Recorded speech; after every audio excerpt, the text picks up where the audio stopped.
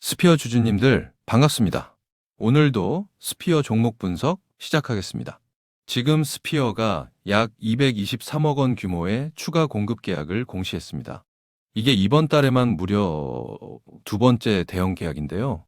이제는 누적 수주 금액이 무려 3,300억 원을 돌파했습니다.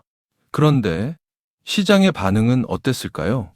주가는 오히려 하락했습니다. 과연 이 하락이 끝을 의미하는 걸까요? 절대 아닙니다. 지금 스피어는 본격적인 성장 궤도에 진입했습니다. 그래서 오늘은 우리가 스피어의 조정을 왜 기회로 봐야 하는지, 또 앞으로 스피어가 왜 상승할 수밖에 없는지를 지금부터 명확하게 말씀드리겠습니다.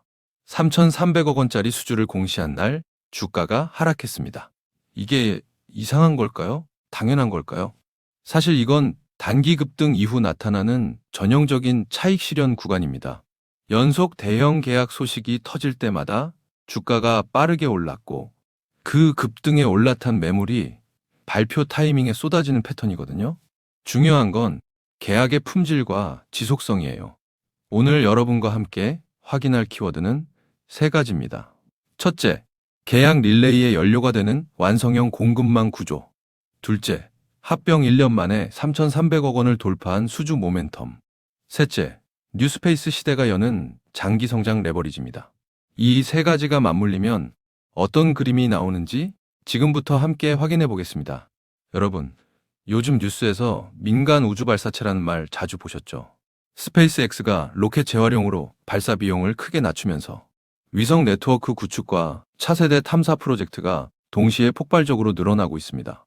이 흐름에서 가장 먼저 병목이 걸리는 지점이 어딜까요? 바로 로켓 엔진 노즐에 들어가는 특수합금 같은 고신뢰성 소재입니다. 극한 환경을 견뎌야 하는 소재는 공급이 느리고 공급사가 한정돼 있어요. 이 공급 병목을 직접 해결하는 회사가 바로 스피어입니다. 그렇다면 스피어는 어떤 회사일까요? 글로벌 우주항공 공급망 통합 솔루션 기업, 영어로 GSCM이에요.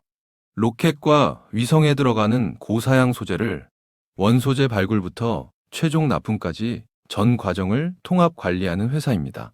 지난해 미국 글로벌 최정상급 우주발사 업체와 10년 장기 공급 계약을 체결했고 합병 완료 1년여 만에 누적 구매 주문 금액이 2억 2,800만 달러, 약 3,300억 원을 돌파했습니다. 이 3,300억이라는 숫자가 오늘 첫 번째 키워드로 연결되는 출발점이에요. 첫 번째 투자 포인트는 완성형 공급망이 만들어내는 수주 연쇄 반응입니다. 이게 얼마나 큰 얘기냐면요.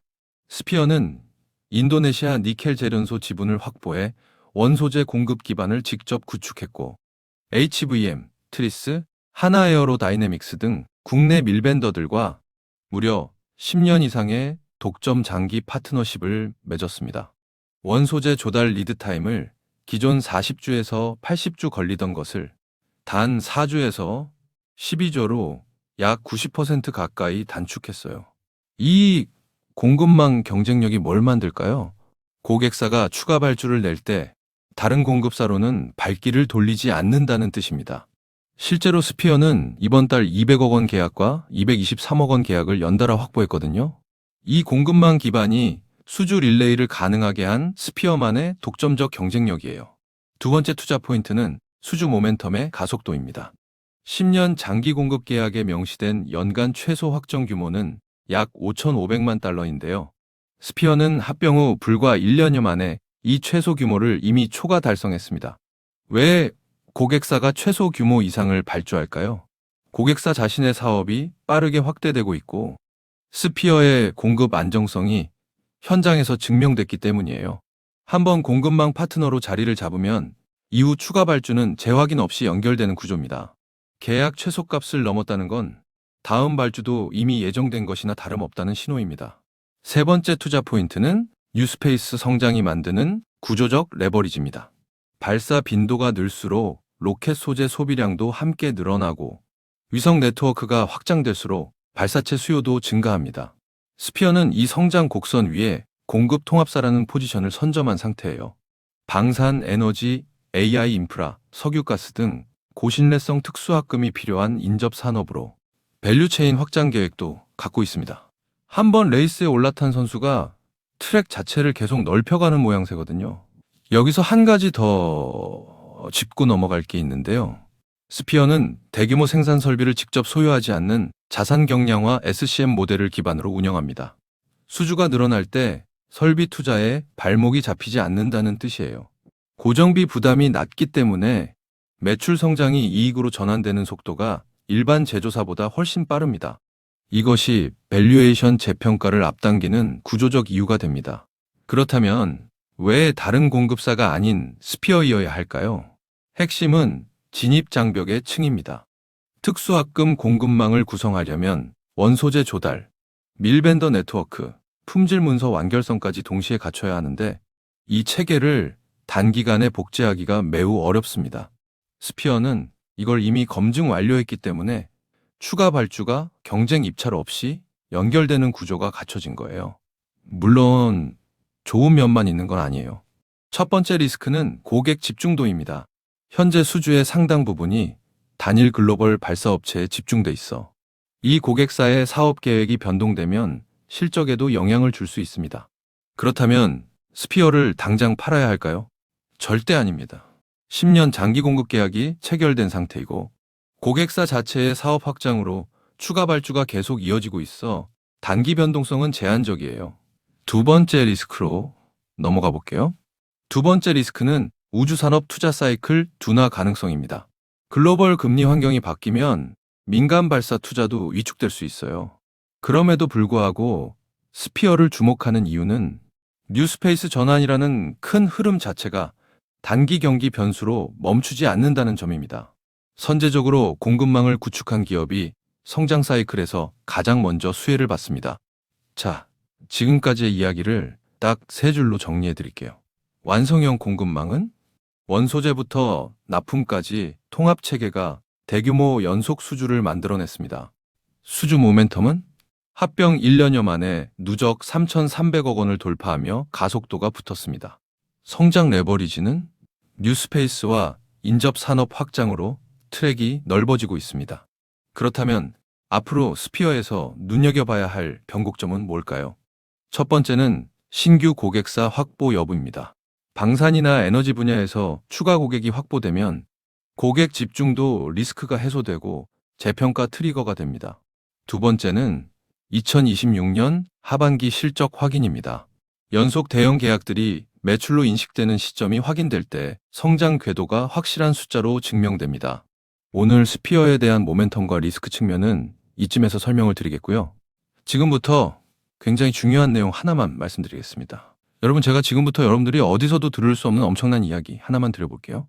최근 삼성전자, SK하이닉스 많이 오른 거 다들 알고 계시죠? 시총일위 삼성전자는 단기간에 무려 4배가 올랐고 20만 원 하던 SK하이닉스는 100만 원까지 무려 5배가 올랐습니다. 그런데 수많은 전문가들은 아직도 더 상승이 가능하다고 말합니다. 일단 많은 분들이 HBM 때문에 오른 거 아니야? 아직 더 오를 게 있어? 여기서 하나만 확실히 말씀드릴게요. 이 HBM 때문에 올랐다는 말, 반은 맞고 반은 틀렸습니다. 진짜는 아직 시작도 안 했어요. 지금 시장이 주목하는 건 HBM 그 너머에 있습니다. 지금 삼성이 수조 원대 자금을 쏟아붓고 있는 기술, 아마 들어보셨을 겁니다. 바로 유리기판입니다. 그리고 지금 시장에 알려지지 않은 어떤 한 기업이 유리기판의 게임 체인저로 조용히 떠오르고 있습니다. 이미 삼성의 막대한 자본이 이 기업으로 흘러들어가고 있고 AI, 반도체, 2차 전지까지 세 가지 테마가 동시에 엮여 있습니다. 최근 시장만 봐도 테마가 너무 빠르게 바뀌잖아요. 그런데 이 종목은 세 가지 테마가 동시에 묶여 있어서 꾸준한 상승이 가능하다는 겁니다. 그리고 지금 시점에서 가장 중요한 질문 하나 드려볼게요. 여러분, 지금 엔비디아, 인텔, 구글의 가장 큰 고민이 뭔지 아세요? AI 성능은 하루가 다르게 진화하고 있는데 문제는 그만큼 열도 어마어마하게 뿜어낸다는 겁니다. 성능이 올라갈수록 발열도 함께 올라가는데 기존 반도체 구조로는 이제 그 열을 감당할 수가 없는 거예요. 한마디로 성능의 한계가 아니라 열의 한계에 막혀버린 겁니다. 그래서 지금 엔비디아와 삼성이 긴밀하게 협력을 논의하고 있는 거고 AMD 수장까지 직접 방한한 겁니다. 그런데 여기서 이상한 점이 하나 있습니다. 삼성이 세계 최고 실력이라고 자부하는 이 기업의 주가는 아직 바닥입니다.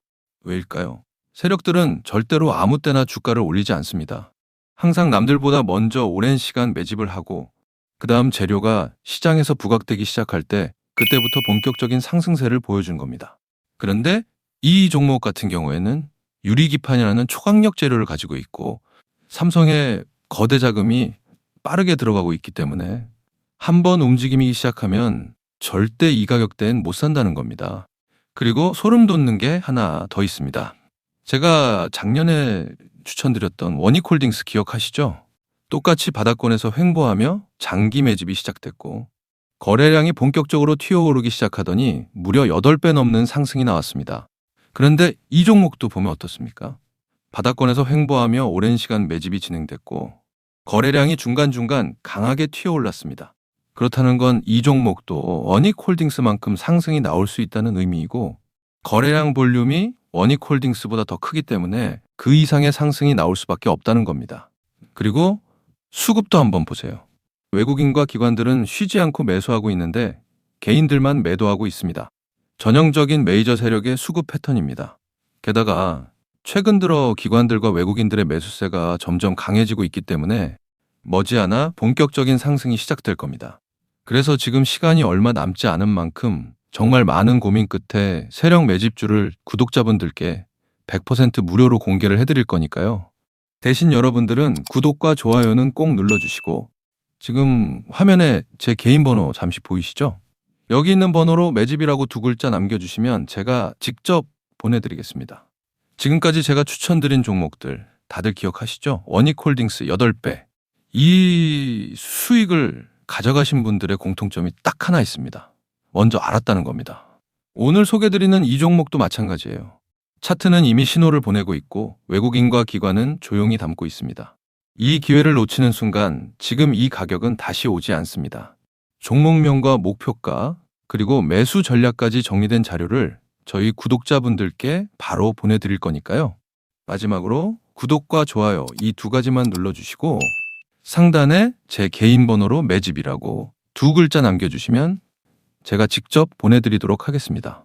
투자에서 수익의 차이는 결국 기회를 알아봤을 때 시도했느냐, 그냥 지나쳤느냐에서 갈립니다. 그러니까 저희 구독자분들은 이 기회 절대 놓치지 마시길 바라겠고요. 오늘 영상은 이쯤에서 마무리하고 저는 다음에 더 좋은 분석으로 다시 찾아뵙겠습니다. 감사합니다.